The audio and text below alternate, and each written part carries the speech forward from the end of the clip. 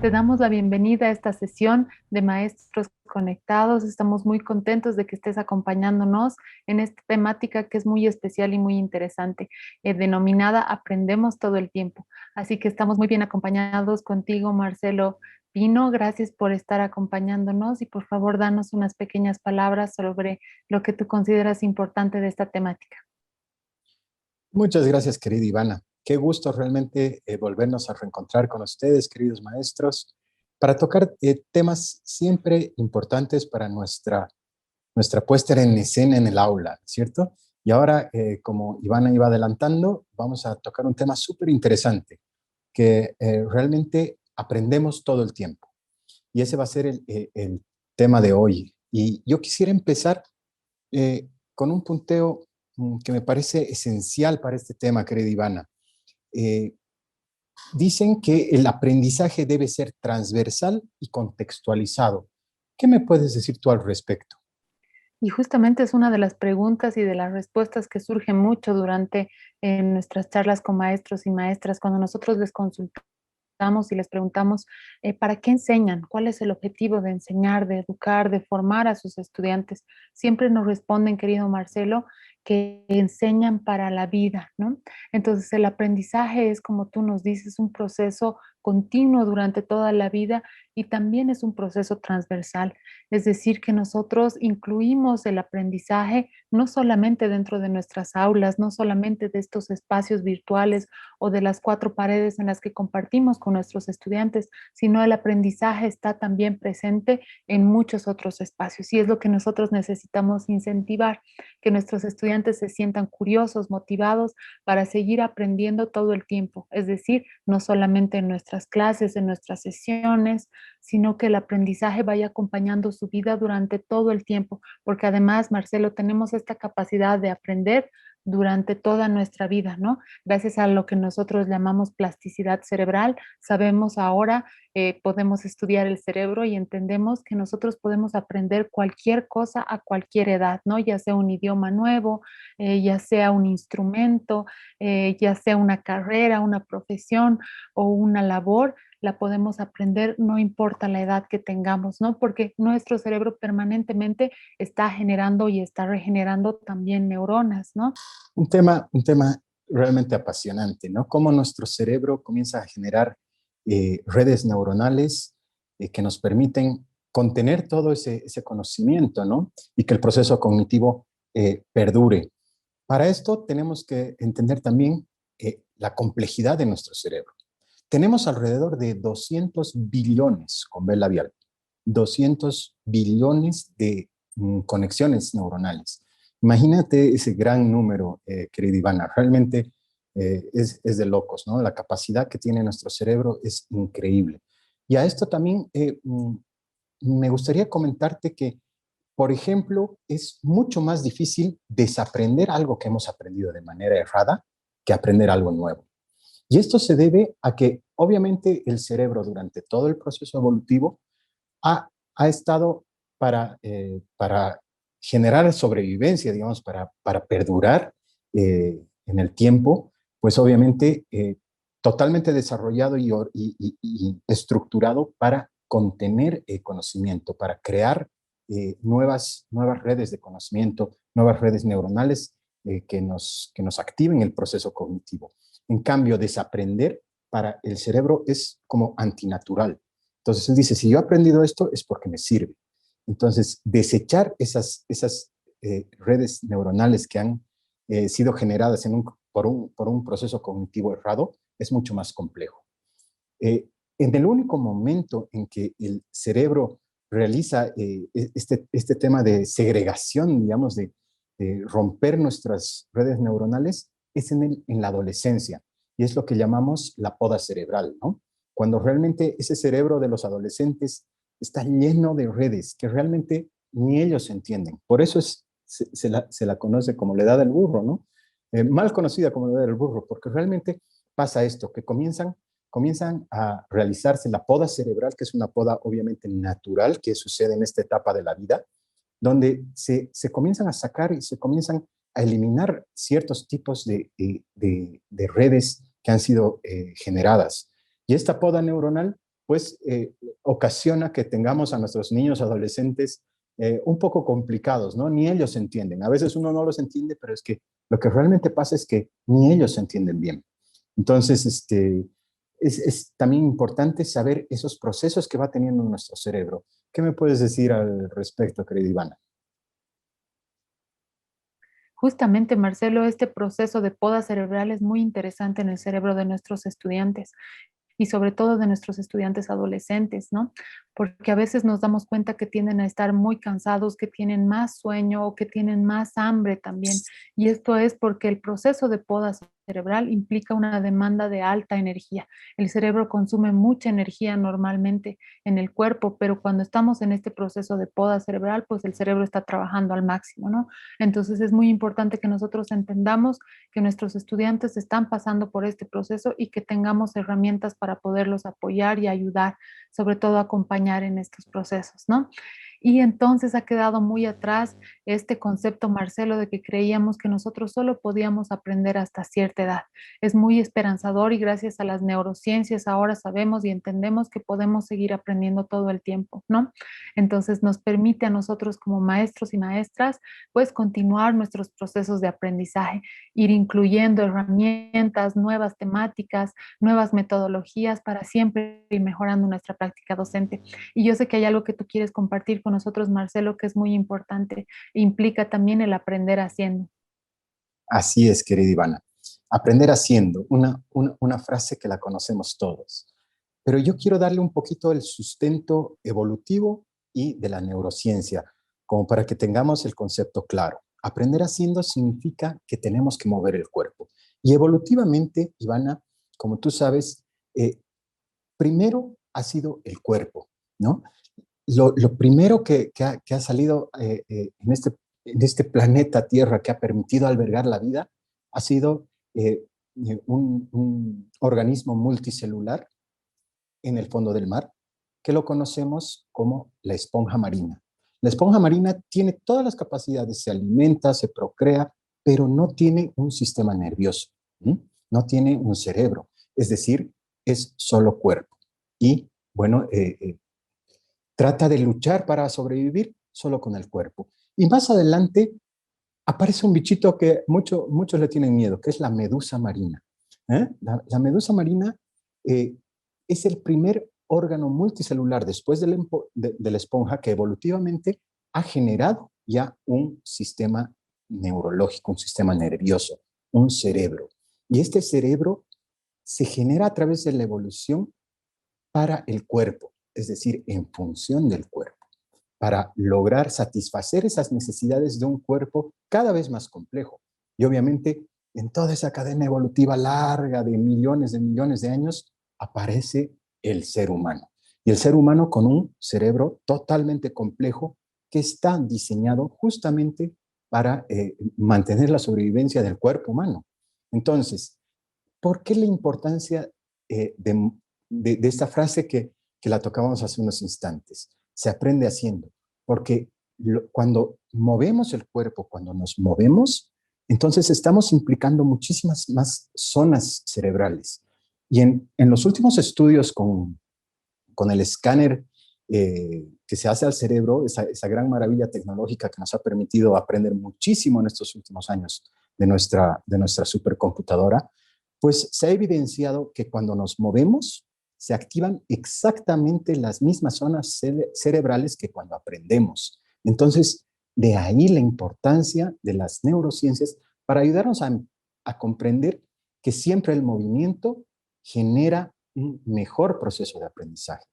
Eso yo te lo digo, Ivana, por ejemplo, cuando hacemos un dictado manuscrito en nuestras clases, ¿no? Tomamos apuntes o hacemos un mapa cerebral, perdón, un mapa conceptual. Todo ese movimiento nos ayuda a fijar el conocimiento. Pero nosotros como maestros conectados, debemos ir un paso más adelante. Entonces debemos utilizar ese movimiento del cuerpo entero, haciéndolos bailar, haciéndolos moverse, haciendo un poco de ejercicio tal vez en el momento que tenemos esa conexión sincrónica con nuestros estudiantes. No sé qué cómo nos puedes ayudar para acotar esta idea de que se aprende haciendo, querido Iván. Me ha encantado, Marcelo, este concepto porque es muy natural en los niños, sobre todo, que se aprenda con el cuerpo, que se aprenda haciendo, ¿no? Y muchas veces nosotros como maestros o como maestras tendemos a querer que el niño esté sentado, esté quietito, esté prestando atención, cuando en realidad sus lapsos de atención son bastante cortos y más bien puede estar concentrado en una actividad que implique el jugar, el estar sorprendido, el estar activo, el estar activando justamente estas áreas del cerebro que tú nos explicas, Marcelo, va a ayudarnos mucho más a tener una clase tradicional en la que estén sentados copiando o repitiendo 1000 veces una palabra, ¿no? Entonces sí tenemos que ser muy creativos al tratar de utilizar estas herramientas. A mí se me ocurría, por ejemplo, cuando los niños están aprendiendo a leer, ¿a cuántos de nosotros nos han enseñado el abecedario con nuestro cuerpo, por ejemplo? Nos han enseñado a formar la A con nuestros brazos o la O con nuestras manos o la I con una rayita, con un puntito haciendo o con los ojos o con alguna parte de nuestro cuerpo. Cuando nosotros combinamos estos elementos de utilizar nuestro cuerpo, el juego, la curiosidad, la motivación, estamos logrando aprendizajes mucho más motivados y valga la redundancia, aprendizajes que se van a consolidar de forma más importante en la memoria a largo plazo, como nos decía Marcelo, ¿no? Estos aprendizajes que el cerebro naturalmente considera que los está aprendiendo porque los considera necesarios. Es por ello que es importante que nosotros aprendamos justamente haciendo, Marcelo, ¿no? Cuando tú hablabas sobre los mapas conceptuales, a mí también se me ocurría como una herramienta importante los mapas mentales, ¿no? Se ha comprobado que si enseñamos a nuestros estudiantes a utilizar esta herramienta, estamos logrando mayores conexiones neuronales también, ¿no? El incluir las imágenes, el incluir el contexto, el incluir cosas que sean conocidas para nuestros estudiantes les va a ayudar a relacionar este conocimiento previo con el nuevo que queremos desarrollar con ellos, Marcelo. Por ello es muy importante que nosotros justamente centremos este aprendizaje en el aprender haciendo, que es muy lindo, ¿no? Es justamente una de las dimensiones que nosotros vamos desarrollando a lo largo de nuestros estudiantes, este aprendizaje integral que estamos buscando ellos, ¿no? Marcelo, me gustaría preguntarte si tú sabes qué es lo que sucede en nuestro cerebro mientras aprende, porque es una cuestionante que nos hacemos siempre los docentes cuando estamos en el aula, nos estamos preguntando si nuestros estudiantes están aprendiendo, si su cerebro está funcionando, si esto se va a quedar en ellos, se va a grabar, y qué podemos hacer para hacerlo más significativo. Claro que sí, Ivana. Por supuesto, como habíamos empezado esta pequeña conversación, la, el proceso de aprendizaje debe ser transversal, es decir, tratar de tocar todos los temas posibles, ¿no? Temas formativos, tanto como cognitivos, y además bien contextualizado. Pero para que tengamos un resultado como este, pues debemos utilizar muchísimos ingredientes, ¿no es cierto? Nosotros ya sabemos, como maestros conectados, que se usan las emociones, ¿sí? Se usan las sensaciones, se usa la música, se pueden usar herramientas olfativas como la canela, el cedrón, etcétera. Porque mientras más sectores en el cerebro se activan en el proceso de aprendizaje, ese proceso de aprendizaje se consolida con mucha más facilidad en la memoria de largo plazo, que es la que nos permite madurar un conocimiento adquirido, ¿no es cierto? Entonces, y dentro de todas estas cosas que ya las sabemos, que es la emoción, que es la motivación, la curiosidad, también hay un tema que es súper importante, sobre todo para los pequeños, para nuestros estudiantes, para los niños de inicial, de primaria, ¿no es cierto? Que es la manera más instintiva de aprender. ¿Cuál crees que es esa, querida Iván? El juego, naturalmente el juego es una forma de aprendizaje que nosotros, bueno, yo siento que nacemos con él, ¿no? Así es, Ivana, el juego. El juego realmente es el primer proceso de aprendizaje en el que comenzamos a desarrollar todas nuestras habilidades. Y el juego tiene magníficas ventajas. ¿Por qué? Porque nos permite tener una propia toma de decisiones. Cuando estamos jugando solos o cuando estamos jugando de niños, cuando estamos jugando de niños solos o con algunos amigos, estábamos ya iniciando esa toma de decisión. Y además, lo bueno es que nos podemos equivocar. Cuando jugamos nos podemos equivocar sin tener consecuencias y aprender equivocándonos jugando. Es una maravilla. Entonces, usemos la gamificación, el game, ¿no? Sobre todo para esos nuestros niños, porque El juego los mantiene curiosos, los mantiene alegres con una emoción positiva. Por lo tanto, la gamificación es un excelente método de aprendizaje. Y justo ahora podemos utilizar muchísimo las TICs, Marcelo, que nos permiten el recurso virtual, el recurso tecnológico, el recurso comunicacional, nos permite utilizar infinidad de herramientas para que nosotros justamente podamos estimular esto en los estudiantes, ¿no? El juego. Y a mí se me ocurría, Marcelo, que he tenido sesiones también con adultos en las que disfrutábamos muchísimo el juego. Cada vez que teníamos que participar haciendo equipos o logrando un objetivo, pues no solamente los niños disfrutan el juego, ¿no? Los adultos también lo disfrutamos muchísimo, sobre todo cuando es colaborativo, cooperativo. Yo sé, Marcelo, que tú quieres compartir también con nosotros algunos conceptos importantes de lo que implica este aprendizaje colaborativo. Así es, Ivana. Bueno, por supuesto, cuando el proceso y cuando se generan equipos que no son competitivos, sino colaborativos, pues vamos a tener resultados mucho más beneficiosos, porque cada uno de los participantes de este equipo colaborativo, por así decirlo, va a tener un rol, va a tener un papel que desempeñar en este proceso. Y cuando uno se hace responsable y siente la importancia de que su parte va a ayudar a llegar a un fin, de que se va a transcurrir todo el camino de manera colaborativa en equipo, es súper importante para el cerebro, porque ese beneficio, que es, digamos, esa recompensa para el cerebro, cuando se logra un objetivo y entre muchos, el cerebro, la parte social de nuestro cerebro, pues está ahí en recompensa. Está ahí en recompensa y eso automáticamente genera que el proceso cognitivo sea mucho más beneficioso para todos nuestros estudiantes. Entonces, por eso, queridos maestros, nosotros proponemos desde Maestros Conectados que tratemos siempre de generar este tipo de equipos colaborativos, ¿no? Y de roles. Ya lo habíamos hablado en otras charlas, en otros talleres, que el role playing, ¿no? El juego de rol es muy importante también, porque así cada uno asume su responsabilidad, como lo decíamos, y colabora para llegar a un mismo fin. Justamente, Marcelo, estaba pensando que cuando nosotros tenemos estudiantes adolescentes, a veces nos cuesta mucho encauzar estos procesos de aprendizaje, estos procesos de motivación, de que se sientan atraídos hacia los contenidos que queremos compartir con ellos. Y es en realidad porque no hemos trabajado justo lo que tú nos estás diciendo, Marcelo, ¿no? Hemos encauzado el aprendizaje hacia un aprendizaje competitivo, cuando en realidad deberíamos haberlo trabajado hacia un aprendizaje colaborativo, ¿no?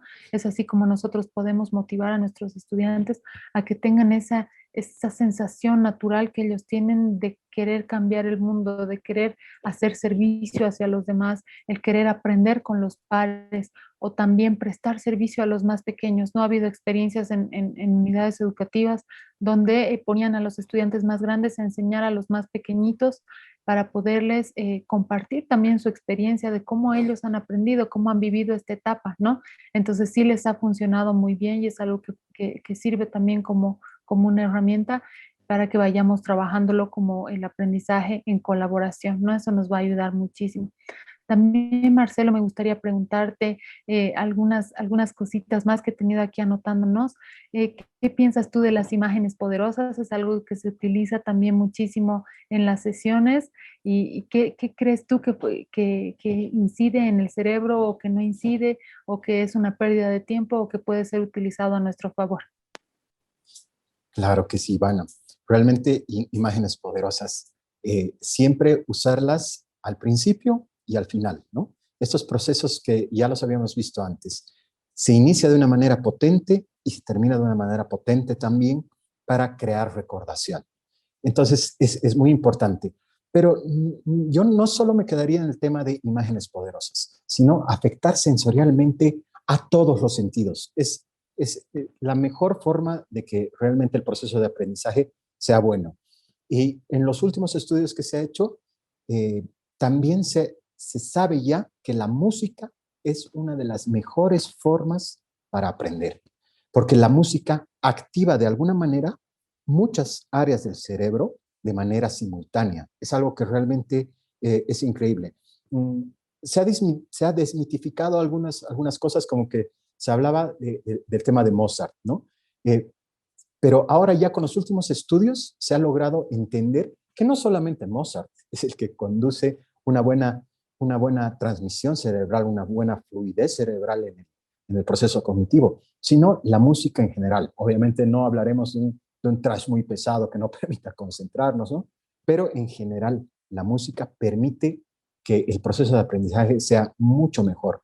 Pero sobre todo esto influye cuando se aprende música, cuando se aprende a tocar algún instrumento, cuando se aprende a leer el pentagrama. Ahí realmente tenemos nuestro cerebro totalmente activo en tiempo, en ritmo, realmente influye muchísimo. Entonces, aprender un instrumento es una de las mejores formas de crear nuevos caminos neuronales y que por supuesto van a ser de mucha ayuda en el futuro y en el cerebro. Entonces, qué importante es, Marcelo, invitar a nuestros maestros y a nuestras maestras a que vayan explorando esta herramienta de la música para hacer justamente estos momentos, estos procesos en los que pueden integrar las actividades que necesitamos para que puedan tener espacios de relajación, espacios de meditación, espacios de trabajo también.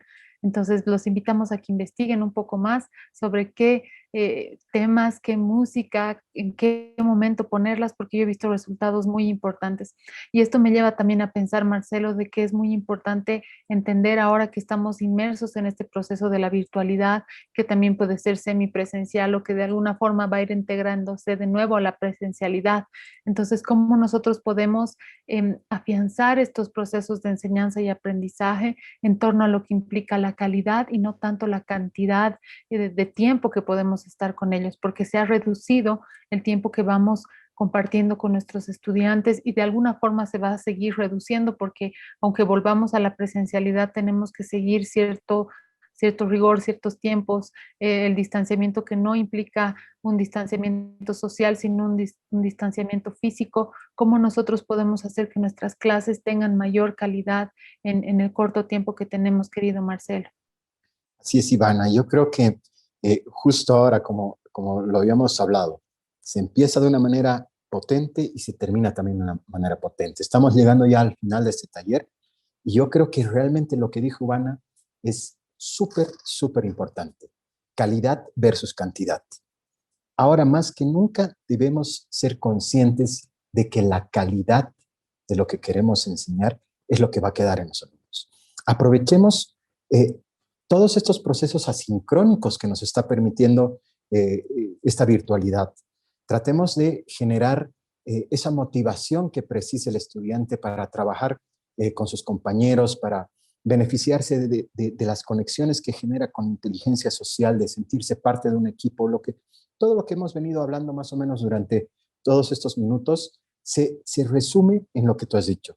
Necesitamos calidad de contenidos, necesitamos motivación, necesitamos que nuestros estudiantes sientan que realmente el proceso cognitivo en el que están experimentando sea algo que ellos mismos quieran perseguir, quieran lograr. Entonces, todo depende de la imaginación, de la creatividad con la que nosotros como maestros podamos imprimirle a este proceso cognitivo. Tratemos no hagamos que nuestro objetivo sea acabé el libro en un año de 600 páginas, eso es increíble. No, tratemos de que las cosas queden por su significado más que por su peso, por su cantidad. Yo creo que, Ivana, eso es muy importante, centrarnos en la calidad más que en la cantidad. Algo que has dicho y es muy lindo, Marcelo, es este proceso de la creatividad. El utilizar la creatividad en nuestras sesiones va a ser algo que marque la diferencia definitivamente. Albert Einstein decía que la creatividad es el cerebro divirtiéndose, entonces los invitamos y las invitamos también a que disfruten y se diviertan con sus estudiantes, que disfruten estos procesos de enseñanza y aprendizaje porque no se van a repetir. Así demos la misma materia, al mismo curso, al mismo grado, no va a ser igual, va a ser otro grupo de estudiantes, va a ser otra la realidad, otro el contexto. Entonces disfrutemos de esta nuestra capacidad de generar este impacto, de generar estas huellas positivas en nuestros estudiantes, porque ustedes ya lo saben, ahora aprendemos todo el tiempo. Nosotros y nuestros estudiantes van a seguir este proceso de aprendizaje acompañados con nosotros y también tienen que lograr cierto proceso de independencia que nosotros podemos incentivar, motivar y lograr también que nuestros estudiantes caminen solos un poco más adelante. Gracias, Marcelo, por este tiempo que ha sido maravilloso contigo. Te dejo para que nos des unas palabras de despedida. Muchas gracias, Ivana. Realmente un gusto, un placer haber estado estos minutos con ustedes, queridos maestros. Espero que todo esto sea un poquito de ayuda, como era el nombre de este taller. Todo el tiempo aprendemos. Entonces también aprendamos nosotros de nuestros estudiantes, que eso también genera una conexión increíble con ellos. Gracias y hasta la próxima. Muchas gracias, Marcelo. Qué lindo mensaje. Gracias por ser parte de esta experiencia de Maestros Conectados. Te invitamos a que participes, que nos dejes tus comentarios y que sigas presente en las siguientes sesiones. Muchas gracias.